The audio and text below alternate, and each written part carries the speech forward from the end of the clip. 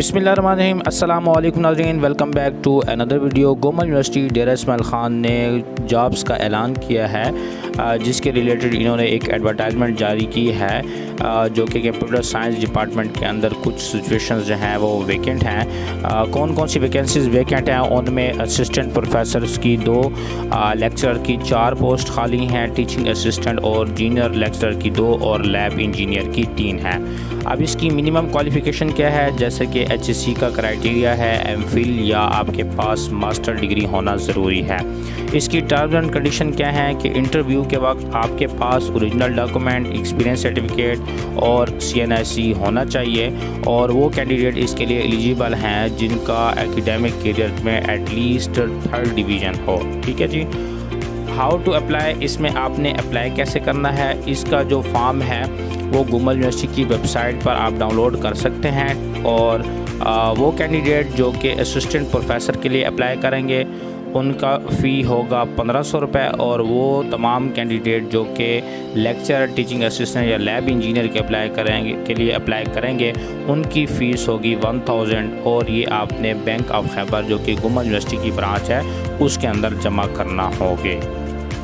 Dear candidates, आप ये form Gomal university की वेबसाइट से भी हासिल कर सकते हैं। सबसे पहले आपने इस फॉर्म पर पिक्चर लगानी है, उसके बाद आपने किस पोस्ट के लिए अप्लाई कर रहे हैं, एडवर्टाइजमेंट नंबर क्या है, और अगर आप एक से ज़्यादा पोस्ट के लिए अप्लाई करेंगे तो आपने अलग अलग से फॉर्म जो है वो जमा करना होगा।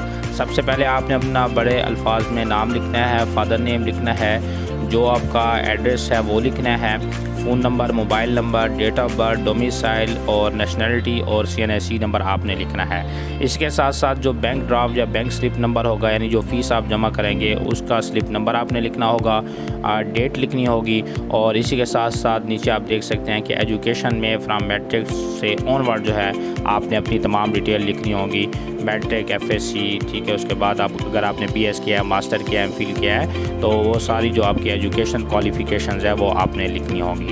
इसके बाद नीचे आप देख सकते हैं कि एम्प्लॉयमेंट रिकॉर्ड, अगर इससे पहले आप कहीं गवर्नमेंट जॉब आप करते थे या आपकी प्राइवेट जॉब थी, तो उसकी जो भी डिटेल यहाँ पर मांगी गई हैं वो आपने डिटेल यहाँ पर देनी होगी।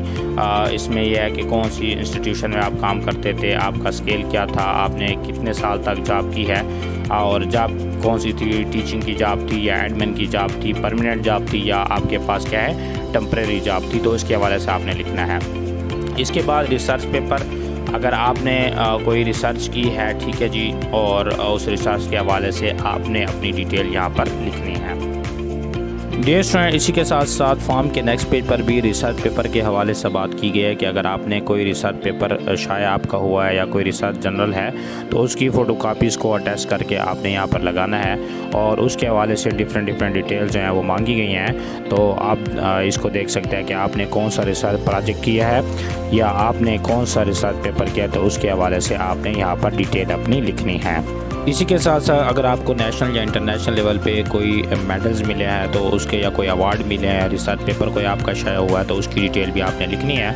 और इस फॉर्म के साथ आपने डॉक्यूमेंट्स को यूँ लगाना है, पहले मैट्रिक की certificate with DMC, SSC with DMC, inter with DMC, bachelor with DMC, master with DMC, MPhil and PhD experience certificate and domiciles, और आपने गोमल यूनिवर्सिटी में ये सबमिट करनी है। डियर स्टूडेंट, कोई भी क्वेश्चन हो तो आप कमेंट बॉक्स में पूछ सकते हैं। इंशाल्लाह जल्द मिलेंगे एक नई वीडियो के साथ। अपना बहुत ख्याल रखिएगा। अल्लाह हाफिज़।